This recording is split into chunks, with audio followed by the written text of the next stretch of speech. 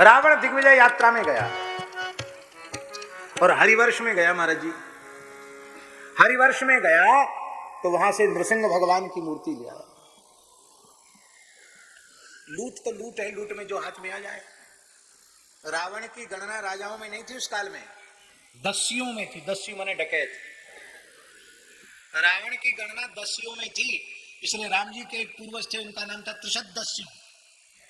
उनके अर्थ में लिखा है रावण आदि डकैत जिनसे डर थर थर कांपते रहे, उसका नाम त्रिशत दस्यु। रावण की दस्युओं में गणना थी। लूट लूट के जाने कहां से क्या क्या लेके आए। तो हरिवर्ष से जाकर नरसिंह भगवान की मूर्ति ले आया। अब उग्र नरसिंह, लंका में जहां धरे वहीं आग लग जाए। हाहाकार, बड़े उपद्रव शुरू हो गए। शुक्राचार्य जी की याद की, बोले महाराज क्या करें, बड़ा अशुगुन हो रहा है लंका में। बोले तुम वहां से नरसिंह भगवान की मूर्ति ले आए, वे तो उग्र देवता हैं, आग लगाएंगे, सब विनाश कर देंगे। और देखो कभी न कभी तो लंका में आग लगेगी। नरसिंह जी आ गए, आग तो लगेगी। तो बोला हम फिर क्या करें। बोले हम फिर वहीं वापस करें हमें। बोले तो और ज्यादा उपद्रव होगा, बिना लाए तो फिर उनकी पूजा करो, वापस करोगे तो और फिर उल्टी गिनती शुरू हो जाएगी। डरा दिया शुक्राचार्य जी ने। बोले तब क्या करें। बोले इनकी बिल्कुल वैष्णव पद्धति से सेवा पूजा होनी चाहिए। नरसिंह भगवान का सहस्रार्चन तुलसी दल से करके उनको शरबत का भोग लगाना चाहिए, थोड़ी ठंडक आ जाए। 12 मास शरबत पीते नरसिंह भगवान, इतनी गर्मी है उनमें।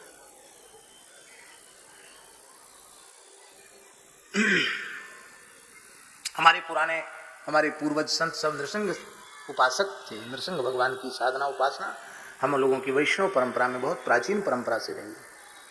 हमारे खाकचोक परंपरा के मूल पुरुष पहाड़ी बाबा महाराज, जिनको 210 वर्ष जीवित समाधि ग्रहण किए हुए हो गया, वे अपनी जटाओं में नरसिंह भगवान को ही रखते थे। शालिग्राम जी, नरसिंह शालिग्राम जी को जटाओं में रखते थे नरसिंह भगवान। और नरसिंह भगवान की पूजा करो। अब वो कौन करे लंका में पूजा,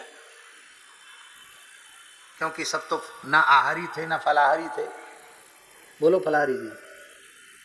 कहूं मनुष्य महिष मानुष धेनु खर अज खल निशाचर भक्ष, ये तो उनका आहार था, फलाहारी थोड़ी थे वो कैसे भगवान की सेवा करें। तो शुक्राचार्य जी से कहा महाराज हमारे लंका में पुजारी मिलना तो मुश्किल है। वैसे तो ब्राह्मण ज्यादा हैं, बुरा नहीं मानना, ब्राह्मण ज्यादा हैं, पर ब्राह्मण भी सब लंका के ब्राह्मण हैं। भैया मेरी प्रार्थना है, भगवान ने बड़ी दया की है, ब्राह्मण कुल में क्षत्रिय कुल में जन्म दिया है। अशुद्ध वस्तु का खाना पीना छोड़ो, अशुद्ध कर्म करना छोड़ो।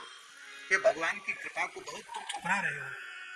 मरते मर जाओ पर व्यसन को हाथ मत लगाओ, परस्त्री पर कुदृष्टि मत करो, मद्य का सेवन कभी मत करो, मांस कभी मत खाओ, जुआ कभी मत खेलो, पाप की कमाई मत करो, तो आप कलयुग में पैदा होकर सतयुग में जी सकते हो। हमारे लंका का कोई ब्राह्मण भी भगवान की पूजा के लायक नहीं। शुक्राचार्य जी तो ब्रह्मा जी की प्रेरणा से आए थे। हाँ तुम्हारा भाई है ना विभीषण, उसको पूरी स्वतंत्रता दे दो, वैष्णव पद्धति से वो भगवान का मंदिर बनावे और पूजा करे। अब तो अनुमति हो गई। तो नारद पांचरात्र की आगम की विधि से सुंदर भव्य दिव्य देश लंका में निर्मित हुआ और नृसिंह भगवान का दिव्य देश बना। उसमें भगवान नृसिंह विराजमान हो गए। तो लंका के प्रधान देवता कौन हो गए? नृसिंह भगवान। हनुमान जी तो ज्ञानिनाम अग्रगण्यम बुद्धिमताम वरिष्ठम है, इसलिए लंकहि मसक समान रूप कपिधरी, लंकहि चले सुमिर नर हरि। मसक समान रूप कपिधरी, लंकहि चले सुमिर नर हरि। किसको? सुमिर नर हरि। नर हरि माने नरसिंह भगवान। जहां जाओ वहां के देवता को मना लो, फिर काम सफल होगा। नरसिंहाय नमः, ओम नमो भगवते नरसिंहाय कह करके हनुमान जी गए, वो काम सफल करके आए। लंकहि चले सुमिर नर हरि, लंकहि चले सुमिर नर हरि। नरसिंह का नाम लेकर के चले। बढ़िया मंदिर बनाए महाराज, वहां कोई चोरी छुपे वाला काम थोड़ी है। रावण की आज्ञा हो गई, भगवान के आयुधों के चिन्ह, राम नाम लिखा हुआ, हरि नाम लिखा हुआ है, तुलसी का बगीचा है। एक बार लोगों ने रावण के कान भरे। आप तो कहते कोई भगवान का भजन नहीं करेगा, विष्णु को, नारायण को, रामकृष्ण नारायण को कोई मानेगा नहीं। आपका छोटा भाई दिन रात राम राम जपता है, घर पे भी राम राम लिखवा रखा है। कान भर गए रावण के, क्रोध में एकदम भाग बबूला हो गया रावण। बुलाओ विभीषण को, क्या करते हो? विभीषण ने कहा भाई साहब राम राम करता हूं और तो कुछ नहीं करता। फिर बोले क्या जपते हो? राम राम जपता हूं। अरे फिर बोले राम राम जपता हूं। अरे बार बार वही बोलता है, राम राम जपता हूं, राम राम जपता हूं। ये सब लंका वाले सब क्या कह रहे हैं, सुना नहीं तुमने? लंका का कानून है कोई राम राम नहीं करे, तुम क्यों करते हो? अच्छा महाराज तो पता चल गया इन लोगों ने चुगली की होगी आपके। हाँ चुगली नहीं, सही बात है, उसमें चुगली की क्या बात है? बोले ये लोग जानते नहीं हैं इसलिए ऐसा ही लोग कह रहे हैं, इसमें जानने का क्या काम है? बोले देखो हम, आप बड़े भैया रावण, महाराज दशग्रीव रावण, वो भाभी मंदोदरी, हम दोनों के परम भक्त हैं। विभीषण जी ने कहा अब रावण मंदोदरी जपें तो जपते बनेगा नहीं, इसलिए रावण के नाम का राव, मंदोदरी के नाम का माँ, तो राम नाम में रावण मंदोदरी दोनों का स्मरण हो गया। इतनी बात सुनते ही रावण ठहाका लगा के हंसा। बोले वाह वाह, भाई हो तो विभीषण के जैसा हो, निरंतर भैया भाभी का स्मरण करता है, सबको मनाही पर तुमको मनाही नहीं। खूब कीर्तन करो राम राम का, क्योंकि अब राम नाम का सही अर्थ मालूम पड़ा है। बोलो भक्तवत्सल भगवान जय हो। आप लोग कहेंगे क्या विभीषण इसी भाव से जपते थे रावण मंदोदरी? नहीं नहीं, हमारे महाराज जी कहते थे ये है महात्माओं की जुक्ति। अब उसको कहते कि भगवान राम को जपते हैं तो कहते भगो यहां से, तो सब भजन साधन छूटता, इसलिए जुक्ति से मुक्ति होती है। तो ऐसी बात बना दी विभीषण ने कि रावण खुश हो गया। बोले अब कभी नहीं पूछेंगे तुमसे, जाओ खूब राम राम जपो। भजन की सुविधा लंका में हो गई, इसलिए भजन अपना स्वभाव बना लो।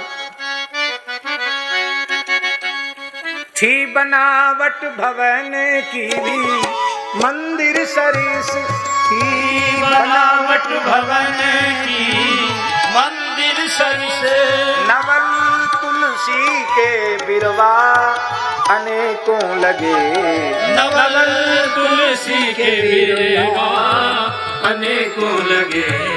शंख सरसिज गदा चक्र धनुर्बाण आदि, शंख सरसिज गदा चक्र धनुर्बाण आदि, राम आयुध से अंकित धवल धाम था, राम आयुध से अंकित धवल धाम था।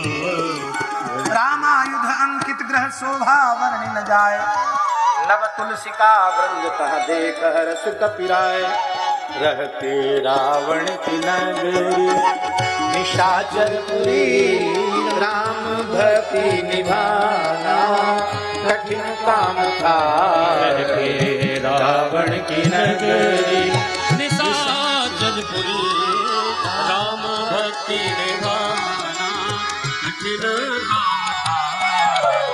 साधु सचमुच विभीषण कर्म मन वचन, साधु सचमुच विभीषण कर्म मन वचन, पाया तप करके बर प्रेम प्रभु पद विमल, पाया तप करके वर प्रेम प्रभु पद विमल, नीति रत प्रीति प्रभु पद कमल में लगा, आसुरी वृत्ति से मन का उपराम था, नीति रत प्रीति प्रभु पद कमल में लगा, आसुरी वृत्ति से मन का उपराम था।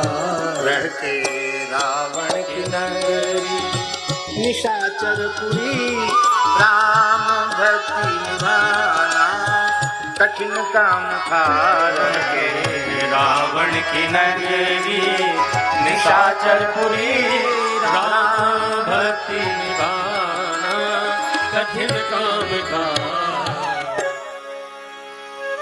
भगवान नारायण के नाभि से कमल प्रकट हुआ, कमल से ब्रह्मा जी प्रकट हुए, ब्रह्मा जी के मानस पुत्रों में महर्षि पुलस्त्य हुए, और महर्षि पुलस्त्य, उनके पुत्र विश्रवा हुए और विश्रवा ने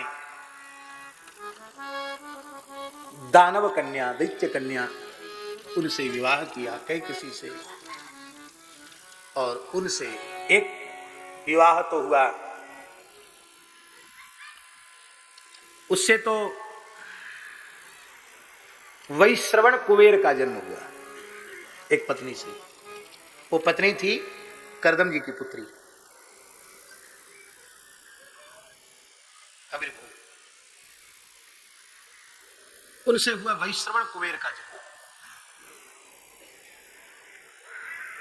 इडविडा, विश्रवा का विवाह पुलस्त जी के पुत्र विश्रवा हुए, और विश्रवा का विवाह एक तो दैत्य कन्या से हुआ, और दूसरा विवाह विश्रवा महर्षि का हुआ भरद्वाज महर्षि की पुत्री इडविडा से। किससे? इडविडा। महर्षि भरद्वाज, जिनके बारे में लिखा भरद्वाज मुनि बसहि प्रयागा जिन्हि राम पद अति अनुरागा, उनकी बेटी का नाम था इडविडा। और इडविडा से विवाह हुआ महर्षि विश्रवा का, उससे एक बालक का जन्म हुआ, उनका नाम हुआ कुबेर। क्या नाम हुआ? कुबेर।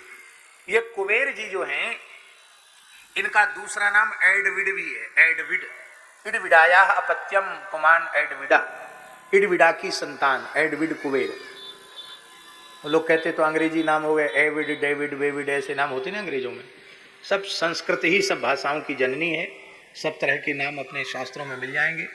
कुबेर एडविड हुए। कुबेर के ऐश्वर्य को देख करके दानवों ने अपने मन में विचार किया कि ये विश्रवा बहुत तेजस्वी है, इसके गर्भ से यदि कोई हमारी बेटी की संतान होगी तो फिर से दैत्य सवन हो जाएंगे, दानव सबल हो जाएंगे। तब संध्या काल के समय कैकसी नाम की कन्या उनके सामने उपस्थित हुई। उसको देख करके महर्षि विश्रवा ने कहा, देवी तुम बहुत समय से आश्रम में सेवा कर रही हो, अब दारुण संध्या के काल में किस लिए उपस्थित हुई हो? उसने कहा, भगवान आप समर्थ ऋषि हैं, मेरे मन की जानते हैं, मैं आपके समान तेजस्वी संतान चाहती हूं।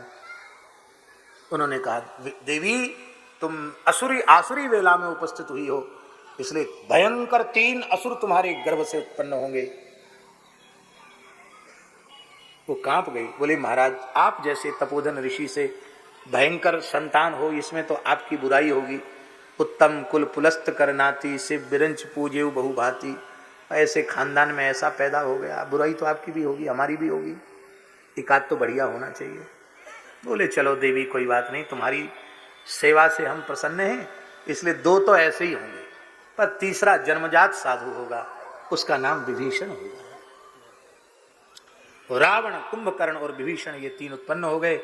और पहले तो इन्होंने सब ऋषियों के जैसे ही आचरण किए, बाद में इनकी माता ने ही उनके भीतर आसुरी संस्कार डाल दिए, और वो देवताओं को नीचा दिखाने के लिए, कुबेर को नीचा दिखाने के लिए उन्होंने कठोर तपस्या की। रावण ने तपस्या ब्रह्मा जी से की, हम काहू के मरे ही न मारे, कथा आप सबको मालूम है। और कुंभकर्ण भी यही चाहता था, वो तो सोचता था मैं युद्ध ही करता रहूं, 6 महीने जगूं, 1 दिन सोऊं, तब तक लगातार खाऊं और लड़ूं। ब्रह्मा जी बोले भैया इसका मन तो बहुत खराब गड़बड़ है, ये 6 महीना भी जग गया ना तो हमने जितना विस्तार किया है फिर जनसंख्या नियंत्रण की चिंता नहीं करनी पड़ेगी, सब खा जाएगा अकेले। सरस्वती को कहा इसकी बुद्धि थोड़ी इधर उधर करो। सरस्वती जिह्वा पर बैठ गई, बोले पितामह मेरे ऊपर आप प्रसन्न हैं तो मुझे वर दीजिए, मैं 6 महीने सोऊं और 1 दिन जगूं। कहा एवमस्तु। कहा पितामह भूल हो गई। बोले अब तो एवमस्तु हो चुका है, अब भूल हो चाहे कुछ हो, तो मैं मरूंगा कैसे? सोती सोते मर जाऊंगा। नहीं तुम मरोगे नहीं, जब तुम सो जाओगे और कच्ची नींद में तुमको जगा दिया जाएगा, बिना 6 महीना पूरे हुए बीच में जगा दिया जाएगा, तो समझ लेना कि अब चिर निद्रा के लिए हम जगे हैं, फिर कभी सो के उठोगे ही नहीं, मर ही जाओगे। इसलिए जब उसको सो गया था एक बार रावण, 6 महीना बाद जगा था और बाद में फिर खा पी के फिर सो गया, तो एक ही काम था, उसको खाया पिया सो गया, कोई काम तो था नहीं। लंका में उसका जगना भी एक महोत्सव से कम नहीं होता था। लखी मेला इकट्ठा होता था, देखे भैया दर्शन तो करें महापुरुष के।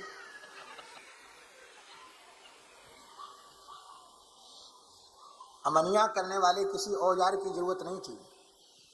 हजारों लाखों भैंस नवा धुला के ऐसे रखी जाती थी, जैसे कोई काली मिर्च फाड़ ले ना, ऐसी 100-200 भैंस, गधा घोड़ा भैंसा हाथी जो आ जाए, पेड़ बकरिया, किसी का छिलका उतारने की जरूरत कुंभकर्ण को तो कम से कम नहीं थी। ऐसा विचित्र खाने वाला, ऐसा विचित्र सोने वाला। बड़ा भारी महोत्सव होता था लंका में, महाराज जगह हैं दर्शन करके आवे, जीवन सफल बनावे। पर दर्शन दूर से ही होता था, पास में किसकी हिम्मत है? क्यों? ऐसी श्वास उसने छोड़ी तब तो कोई बात नहीं, और श्वास ले तो तमाम लोग भीतर घुसे चले जाएंगे। इतनी तेज की हवा चले कि नाक के छिद्र से ही सैकड़ों लोग भीतर चले जाए, तो कहां तक कोई, दूर से ही दर्शन होते थे। एक कुंभकर्ण का इतना विशाल देह था। वाल्मीकि रामायण में लिखा है कि बंदर भालू उसको देख के जब डरे, तब विभीषण ने उनको कहा कि ये रावण के द्वारा खड़ा किया हुआ एक यंत्र है, इससे डरो मत। ये कह के बंदरों को बहकाया, नहीं तो वो कहते थे भैया इसके सामने नहीं जाएंगे। सबसे छोटे विभीषण के पास गए ब्रह्मा जी, बोले वत्स विभीषण तुम्हें क्या चाहिए? दोनों ने मांगा था कि हम अमर हो जाएं। ब्रह्मा जी ने किसी को अमर नहीं बनाया। विभीषण ने नहीं कहा कि मैं अमर हो जाऊं। विभीषण ने कहा भगवान किसी भी विकट से विकट परिस्थिति में मेरा मन धर्म मार्ग से च्युत न हो, मैं अविचल धर्म मार्ग पर बना रहूं, क्योंकि जहां धर्म है वहीं श्री राम है, और जहां श्री राम है वहीं धर्म है। मेरे जीवन में धर्म रूप श्री राम का अभाव न हो, मेरी धर्म में अविचल बुद्धि हो, और भगवान के चरण कमलों की अविरल भक्ति हमें प्राप्त हो। ब्रह्मा जी ने कहा ये तो हो गई, मैं तुम्हें अमरत्व का वरदान दे रहा हूं। तुम्हारी इच्छा मरने की जब तक नहीं होगी तब तक तुम मरोगे ही नहीं, अजर अमर रहोगे। आज भी विभीषण जी विराजमान है, न उनको बुढ़ापा है न उनकी मृत्यु है, आज भी युवावस्था में विभीषण जी विराज रहे हैं। चिरजीवियों का जब हम स्मरण करते हैं तो अश्वत्थामा बलिर्व्यासो हनुमाश्च विभीषण कृपा परशुरामश्च सप्तैते चिरजीविनः सप्तैतान संस्मरे नित्यम मार्कंडेय मथाष्टमम जीवेत वर्ष शतम सोपी सर्वव्याधि विवर्जिता। ये 8 चिरजीवी हैं, इनमें एक विभीषण है, आज भी सदैव विराजमान है। ब्रह्मा जी ने अपनी ओर से अमरत्व का वरदान दिया, इसलिए साधु सचमुच विभीषण करम मन वचन पाया तप करके बर प्रेम प्रभु पद विमल नीति रत प्रीति प्रभु पद कमल में लगा आसुरी वृत्ति से मन का उपराम तारके रावण की नगरी निशाचरपुरी राम भक्ति दीवाना कठिन काम था। सारी लंका में दर दर भटकते हुए, सारी लंका में दर दर भटकते हुए पहुँचे जब ही विभीषण भवन के निकट, पहुँचे जब ही विभीषण भवन के निकट। देख कर भक्त मारुति मगन हो गए, देख कर भक्त मारुति मगन हो गए, तजी निराशा मिला मन को विषम था। देख कर भक्त मारुति मगन हो गए, तजी निराशा मिला मन को विश्राम के रावण की नगरी निशाचरपुरी भक्ति निभाना कठिन काम था। पाके हनुमत के हीरे की कली खिल गई, मानो प्रतिनिधि पठाए स्वयं प्रभु मिल गए। पाके हनुमत के हीरे, हनुमत को कली मिल गई, मानो प्रतिनिधि पठाए प्रभु के दिया मारुति को मां मैथिली से मिला, नहीं तो कपिवर का सब काम बेकाम था। मारुति को मां मैथिली से मिला, नहीं तो कपिवर का सब काम बेकाम था। रह के रावण की नगरी निशाचरपुरी, राम भक्ति निभाना कठिन काम था। जब पवन पुत्र पकड़े गए बाग में, जब पवन पुत्र पकड़े गए बाग में, राज आज्ञा भई इसको दो प्राण दंड, राज आज्ञा भई इसको दो प्राण दंड। बनी विरोधी विभीषण ने बरजा तभी, आंतरिक यह प्रभु प्रेम परिणाम था। विरोधी विभीषण ने बरजा तभी, आंतरिक यह प्रभु प्रेम परिणाम था। रह के रावण की नगरी निशाचरपुरी, राम भक्ति निभाना कठिन काम था। बाटिका गई उजड़ मरा अक्षय कुमार, बाटिका का गई उजड़ मरा अक्षय कुमार, स्वर्ण लंका जली आह उफ तक न की, स्वर्ण लंका जली उफ तक न की। आदि से अंत तक प्रभु का समर्थक रहा, आदि से अंत तक प्रभु का समर्थक रहा। भक्ति हित अपनी नगरी में बदनाम था, भक्ति हित अपनी नगरी में बदनाम था। रह के रावण की नगरी निशाचरपुरी, राम भक्ति निभाना कठिन काम था। लोग कहने लगे रावण से, देखो प्राण दंड दे रहे थे तब तो ये हिमायती बन के आ गया विभीषण, और जब लंका में आग लगी इतना उपद्रव हुआ, अक्षय कुमार मारा गया, तब भी तो उसको कहना चाहिए, कुछ नहीं कहा इसने। ये रहता यहाँ है लेकिन खाता है आपके टुकड़े, लेकिन ये समर्थक वो उधर का ही है। अब बह के रावण से कह के हितैषी बचन, सह के अपमान और दुष्ट पाद प्रहार, देशद्रोही कहा कर निकाला गया, देशद्रोही का निकाला गया। अब सहारा बचा राम का नाम था, अब सहारा बचा राम का नाम था। रह के रावण की नगरी निशाचरपुरी, राम भक्ति निभाना कठिन काम था। राम भक्ति निभाना है, गनीमत की आया है प्रभु की शरण, विश्व मंगल करण राम रघुवर चरण। अब तो उद्धरण त्राही आरती हरण, अन्यथा सब उस तरह पे विधि काम था। अब तो उद्धरण त्राही आरती हरण, अन्यथा सब तरह उसमें विधि काम था। रावण की नगरी निशाचरपुरी, राम भक्ति निभाना कठिन काम था। कुल भी उत्तम सदाचार सद्भाव युक्त, कुछ कसर थी जो यह थी यह की कुसंगति में था। सो भी तज प्रभु चरण की, केवल इतनी सी कमी थी भीषण की, कुसंग में था।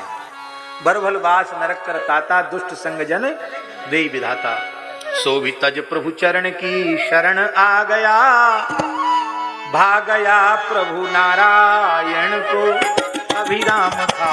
सो भी तज प्रभु चरण की शरण आ गया प्रभु नारायण तो अभिराम था रहते रावण की नगरी निशाचरपुरी राम भक्ति निवारण कठिन काम था सीताराम सीता राम सीताराम सीताराम सीताराम सीता राम सीताराम सीता